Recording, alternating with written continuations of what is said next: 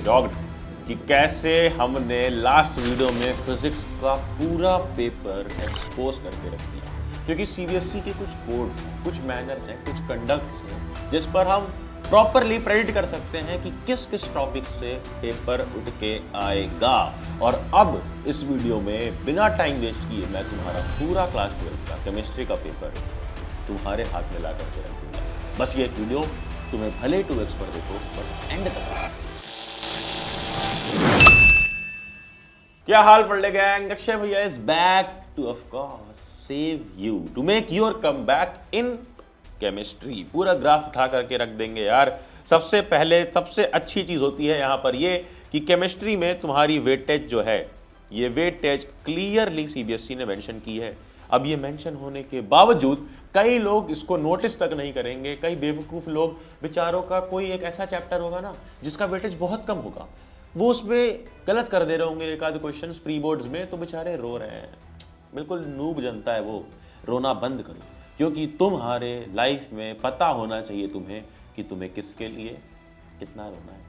बिल्कुल उसकी तरह उसके लिए रोना बंद करो। अब यहां पर जान लो कि किस चैप्टर के लिए कितना रोना है, किस चैप्टर की कितनी इंपॉर्टेंस है, जैसे तुम नहीं समझ पाए अपनी लाइफ में कि उसकी कितनी इंपॉर्टेंस थी। कम बैक हियर, इधर देखो ध्यान से।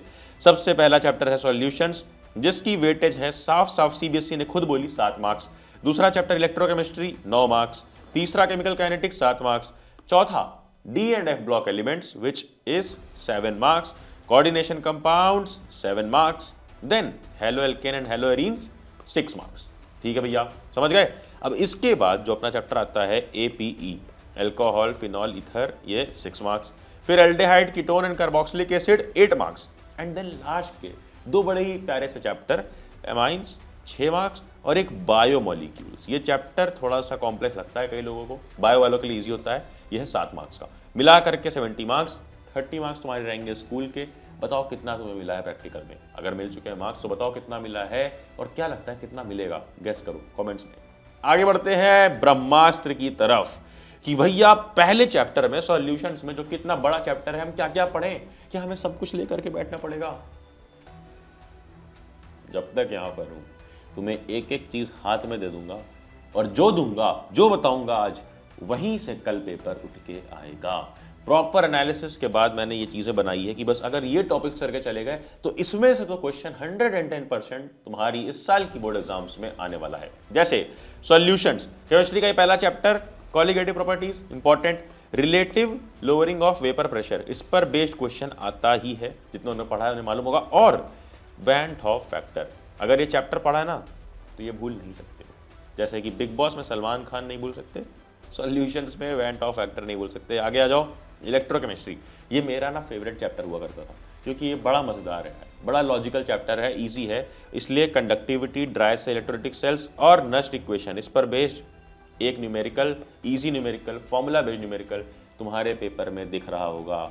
नोट कर लो, स्क्रीन रिकॉर्ड कर लो, आज बोल रहा हूं कल पेपर में आएगा। नस्ट इक्वेशन पर बेस्ड न्यूमेरिकल्स आएंगे। देन केमिकल काइनेटिक्स क्या आएगा?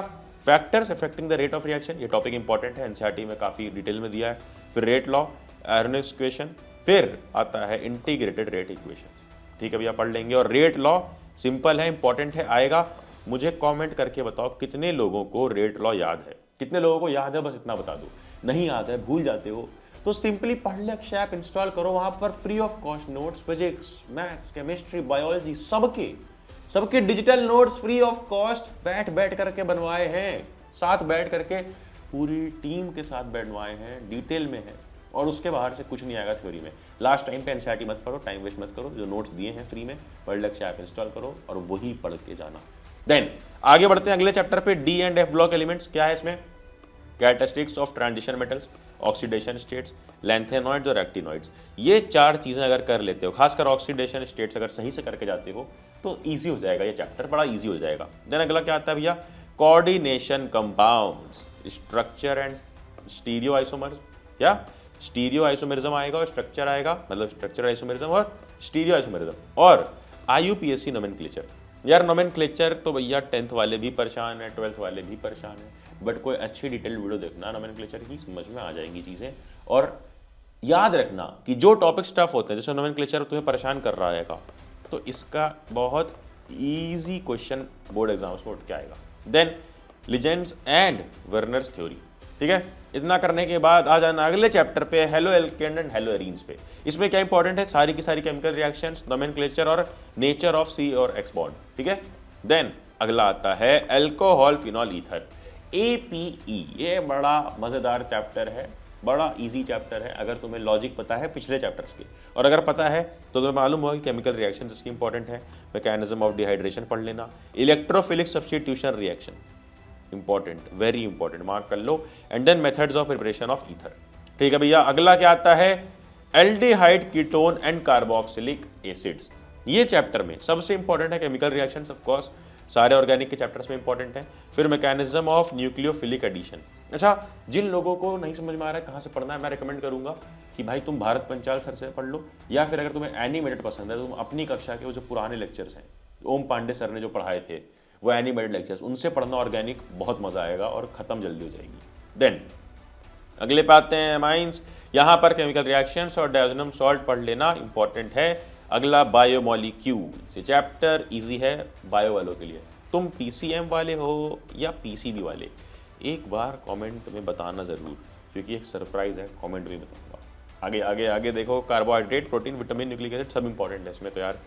बट अगली जो ब्रह्मास्त्र है वो है चैप्टर वाइज प्रिपरेशन, कि भैया हमें सिर्फ केमिस्ट्री तो पढ़ना नहीं है, फिजिक्स का पेपर आपने पिछली वीडियो में एक्सपोज कर दिया, केमिस्ट्री इसमें कर रहे हो, बट ये तो बताओ कि सारा एक साथ कैसे पढ़ना है। तो ध्यान से सुन लो, अब जो मैं तुम्हें बताने जा रहा हूं ये चैप्टर वाइज प्रिपरेशन है किसका, वन शॉट्स का, कि कब किसका वन शॉट देखना है, किस सब्जेक्ट में किस चैप्टर का, और उसी वन शॉट को देख के क्वेश्चंस कहां से करने हैं। Of course 33 days challenge books, इतनी पतली, इतनी स्लीक डिजाइन, पतली सी किताब, जैसे क्लास 10th में पूरा पेपर यहां से उठ करके आया था, उसी तरह से इस साल 12th का पूरा पेपर आने वाला है। हमने डिजाइन कैसे किया इस किताब को, डे वाइज सब कुछ बटा हुआ है कि तुम्हें कितना पढ़ना है। जैसे सॉल्यूशंस है डे 1 से 3, सिर्फ 3 दिन इसमें देना है। और कैसे तुम 3 दिन में पहले पूरा का पूरा देखो, यहां से डे 1 स्टार्ट होता है, डे 1 से MCQs हैं, फिर इसके बाद इसी में सब्जेक्टिव है, केस बेस्ड है, सब कुछ है। यानी 3 दिन के अंदर तुम्हारा पूरा चैप्टर खत्म। कितना कम टास्क दिया है, और ये सिर्फ केमिस्ट्री में नहीं दिया है, chemistry, maths and physics PCM वालों, मैजिक है ये किताब। गारंटी दे सकता हूं कि यहां से पेपर उठ के आने वाला है। और इसको लगाने हैं क्वेश्चंस, वन शॉट कब कब किससे करने हैं ये मैंने तुम्हें यहां समझाया है। देखो जैसे यूनिट 1 है, ये यूनिट 1 मतलब कि डे 1 पे उठाना है ये फिजिक्स के ये 2 चैप्टर्स, केमिस्ट्री में सिर्फ सॉल्यूशंस, सिर्फ एक चैप्टर सॉल्यूशंस अच्छे से करना, और मैथ्स वाले हो तो ये, बायो वाले हो तो ये। फिर भैया यूनिट 2 में, यूनिट 2 कब आएगा, अगर तुमने ये एक दिन में खत्म किया 1 डे में तो यूनिट आ जाएगा सेकेंड डे। बट अगर तुम्हें मान लो 2-3 लग गए, 3 दिन लग गए, तो अगला डे होगा तुम्हारा 3rd डे या 4th डे, तब स्टार्ट करेंगे हम लोग यूनिट 2 को। बट सिर्फ 8 यूनिट्स के अंदर, सिर्फ टोटल 8 यूनिट्स के अंदर पूरी 12th तुम्हारी खत्म करवा दूंगा। यूनिट 2 क्या है भैया, फिजिक्स में करंट, इलेक्ट्रिसिटी, सेमीकंडक्टर्स, साथ में केमिस्ट्री का इलेक्ट्रोकेमिस्ट्री पढ़ना, मैथ्स वाले हो तो ये, बायो वाले हो तो ये। फिर यूनिट 3 क्या है भैया, फिजिक्स में इतना, केमिस्ट्री में सिर्फ केमिकल काइनेटिक्स, मैथ्स में ये सारे 3 चैप्टर्स, और बायोलॉजी में ये 2 चैप्टर्स। ये दोनों चैप्टर इजी हैं, रिलेटेड हैं, तो ध्यान से पढ़ना। देन अगला आता है चैप्टर 4। अरे यूनिट 4 में कौन कौन से चैप्टर्स हैं, ये यूनिट 4 पे तुम आ जाए तो समझ जाना कि तुम आ गए हो मिड जर्नी पे, 50% खत्म करने वाले हो। क्या है, फिजिक्स के ये 2 चैप्टर, इलेक्ट्रोमैग्नेटिक इंडक्शन और AC, फिर केमिस्ट्री में D and F block element, maths में ये 2, बायो में सिर्फ इवोल्यूशन, ध्यान से पढ़ना। Then chapter 5, I mean unit 5। देखो 4 पे आते आते अगर तुमने 4 कंप्लीट कर लिया तो तुमने आधा कंप्लीट कर लिया, क्योंकि टोटल 8 यूनिट्स ही हैं।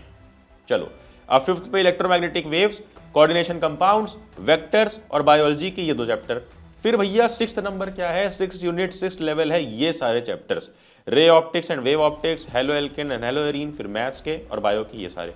देन 7th और 8th यूनिट करते ही तुम्हारा पूरा सिलेबस स्वाहा। 7th में करने हैं ये सारे चैप्टर, 8th में करने हैं ये सारे चैप्टर। ये पूरा प्लानर का मैं PPT तुम्हें शेयर कर दूंगा टेलीग्राम चैनल, जिसका नाम है पढ़ ले सीनियर्स, ठीक है, पढ़ ले seniors Telegram channel, link description में है। नोट्स के लिए ऐप की भी लिंक डिस्क्रिप्शन में दे दी है। 33 डेज चैलेंज बुक्स एक धमाकेदार टूल है, एक चैलेंज है जो 33 डेज का है, बट इतना कम कंटेंट है ना, 15 दिन में खत्म कर सकते हो किताब।